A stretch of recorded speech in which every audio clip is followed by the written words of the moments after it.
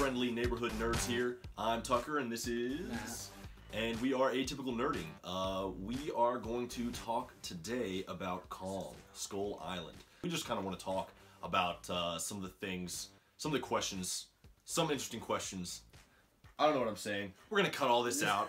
We're going to dive right into these questions here, starting with what is always most important to us, the feelings, how we felt about the movie. Matt, what were your overall feelings for Kong, Skull Island? Surprise / enjoyment. Like, I saw Godzilla, for example. Like, it's a movie made by the same company, or not same company, but they're going to be in the same universe. Apologies. And it was good. I really enjoyed this movie. I was very surprised. Not as much by the acting of the characters, but just how well it was made and how, you know, thematically it synced together. Yeah, I think that part that you just said there at the end is right on target. It all just worked together so well, and I was really surprised by that. The characters, the story, the themes, which we'll get to. I also was very, very, very pleasantly surprised by this movie. I didn't want it to end. I loved every part of it, and I expected to enjoy it, but not as much as I did. If you had to choose one, which character would you say stole the show?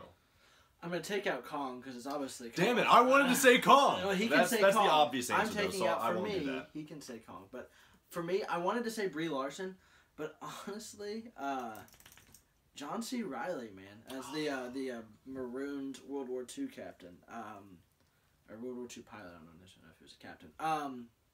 But Let's stop it, buddy. I was very surprised with him. I mean, he had his comedic timing in the movie was great, as well as like actually acted surprisingly as an emotional character. I mean, the scene with him in the end, like walking to his family, like, you know, kind of straightening his clothes, Yes. just playing with the flowers and everything to talk to his family.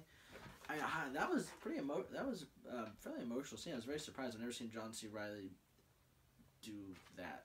Period. Yeah. So I have to agree. That when he starts laughing maniacally and he's like, we're all gonna die together. yeah. That was a laugh out loud moment, a legitimate laugh out loud moment. He was fantastic. And yes, contrast that with the very end where they're shooting it on like the old style camera. I don't know the proper term for it, but like like it's almost like a Super 8 kind of looking camera and film. And he's, you know, meeting his family again, and it was great. That movie hit me in the feels way more than I thought that it would. But especially there at the end with John C. Reilly, he was phenomenal. What did you think about the skull crawlers as like the enemy? Although I guess the enemy was perhaps Samuel L. Jackson. Yeah, I thought the skull crawlers did a adequate job of being like a secondary foil, just being there to be the monster. Mm-hmm. I don't really have too much to say about them. They were there. They did fine. They acted as a way for us to be kind of scared. But the other not monsters, but the other incredibly large animals on the island acted as more of a cool, not surprise, but just cool thing for me to fight the people along their way to get off the island. Yeah, like, you know, more it's like a contextual backdrop. Yeah. And kind of gave you a sense of this place that we're in. You know, when they're tramping around through the jungle. I think the Skullcrawlers, the best thing they did was not being monsters, but just kind of developing that like hollow Earth theory for the movie, like where they came from and where these other monsters could come from. Like that's the best thing they did for the movie. I'm not even gonna add much to that because I think you hit the nail on the head. The best part about the Skullcrawlers was like the history, the mythos that they built up around their battle with Kong and his family. Yeah. That worked really well. What did you think about the predominant theme of the movie, this man versus nature theme? I have a little bit to say, but I know you have more about it to say than I do. I thought it was really well played out by Samuel L. Jackson. I think he was the primary cog in that theme, personally, and I thought it made sense. It didn't kind of resonate with me as much as I know it did with you, so you can go ahead and tell us about it. Yeah, well, so I think the most important thing to say is that I don't think the theme was man versus nature. Okay. It could be construed that way, absolutely. Really, it's both. But I think that what the real takeaway is that it isn't man versus nature. It's like man and nature. Man's place, you know, in the natural order of things. We, I think, are part of nature as much as anything else. And when we start fighting against ourselves or fighting against this thing that we should at least not be fighting against, bad things happen. You know, we start dropping bombs on the island, and Mother Nature comes and kicks in our door. Mother Nature, in this instance, being Kong. Which was great, by the way. I loved that they wasted no time. Like, get to the island, and I had a bad feeling as soon as they started dropping, because they were talking, oh, these are seismic charges. And then you see the first one drop, and it explodes, and then they're dropping the next one, and you see, like, the deer and other creatures that are like, what the hell is this thing that's beeping? And then they're running away as it's exploding, and I was like, man, like, that is really, really not cool. I kind of hope that there are some repercussions for this. And immediately, Kong comes bounding, not even out of the jungle, because the jungle can't contain him, but out of, like, the mountains, and just starts knocking helicopters out of the sky. Yeah, same thing when they shot those weird birds, like the birds with the long beaks. Oh, yeah. He said, like, as soon as they shot them the first time, he was like, something bad's gonna happen later, and sure enough, they came in and tore the one dude quite literally apart. Which, just want to side note here, if we are in an apocalyptic scenario, and I'm being carried off by these anythings that can tear me apart, please open fire. Don't hold your fire. What? Yeah. I'm not gonna live if they take me back to their nest. Anyway, I think they should have shot at those birds. And so if it's ever me in a similar situation, everyone is given freedom, They're just given trying the right. to conserve ammo, dude. They had a limited amount of ammo to get off the island. They could have just said that at least. They could have, we gotta conserve our ammo. Like, you'll never hit him from there. Yeah, that's fair. I'd have been more okay with that. But like, oh no, don't try and save him. Basically, just he's fine. let him get ripped apart. Yeah. Biggest surprise in the movie? For me, it was the post-credits scene, man. Like, seeing Mothra, seeing the other, like, wall painting. Then there's the three-headed one, which I can never remember. I'm sure. Yeah, yell at us about the three-headed one's name in the comments. Yes, but educate us. Yeah, just the reveal of all of those, and kind of now knowing where this series of movies is going to be going was pretty legit. I'm not even sure what the biggest surprise would be for me. Just the movie. Probably. No, really, probably just like how much I enjoyed the movie as a whole. I'll just stop it there.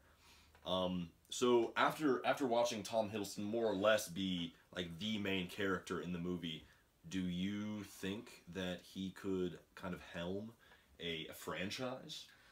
I don't know. I know he's supposed to be doing the like, not supposed to be, but rumored to be one of the possible Bonds for the new Bond movies. Interesting choice.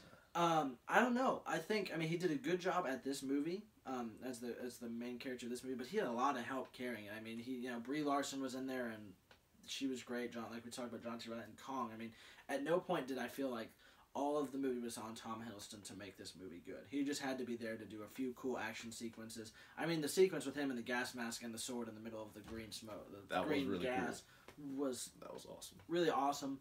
But again, that doesn't mean he can carry a movie. Doesn't mean he can't either. It just doesn't decide anything for me one way or the other. I'd heard someone ask the question, which is our last question, like, how could King Kong fight Godzilla? And I was like, I don't know. He can't, I guess. Like, why are you even asking me this question? Why does that matter? But now we know, anyone who's seen the movie knows, like, there's going to be a monster mashup movie with Godzilla and King Kong. They probably won't fight the entire time, but they surely are going to clash at some point. So how is that even going to work? I don't know. I mean, honestly, like, they did leave room for King Kong to get older and bigger, because, like, you saw the Kong, or the giant monkey graveyard, and the skulls were bigger, so, I mean, King Kong can grow in size. Unless he grows really big, though, I don't know that he stands a whole lot of a chance. Godzilla's huge and can breathe fire. They're going to have to make him grow a considerable amount. He's no way going to be nearly as big as Godzilla. There's just no chance. But he does have some other advantages as opposed to Godzilla. Exactly. That's exactly what I was thinking, is his agility. Godzilla is the complete opposite of agile. So I could see him holding his own for a time if he grows quite a bit in those, like, 50 or so years. Yeah. That interim period. And also, keeps jumping on the buildings. Like, basically, yeah. Flying around. I think he's got a decent chance. But I think last comments, thoughts, feelings? Like I said, I'm really excited for the universe they're building. I mean, Godzilla was good. King Kong was even better. Any idea what's coming next? Like, I mean, the next movie they've said is King Kong versus Godzilla, or maybe it's Godzilla versus King Kong. But I look forward to. I mean, I look forward to it. It's supposed to come out, I think, 2019. So. Ooh, well, that's quite a bit of a wait. Let us know in the comments down below what you guys thought about Kong Skull Island, and also, you know, what you guys think about the future of this this universe that they're creating. You're gonna be Brie Larson's not gonna be in it. I mean, we've talked about it. We're all gonna be sad. We know it. Yeah, let us know what you guys think about Kong, and also the viability of this franchise. And Tom Hiddleston. And Tom Hiddleston, yeah, and how his viability as a leading man. Thank you guys so much for watching. We would highly appreciate a thumbs up. Come on, it's not like it's that difficult to just press that button. Also, maybe consider subscribing. We would also appreciate that greatly. This has been Tucker and Matt with Atypical Nerding. We hope to see you guys very soon. Nerd out.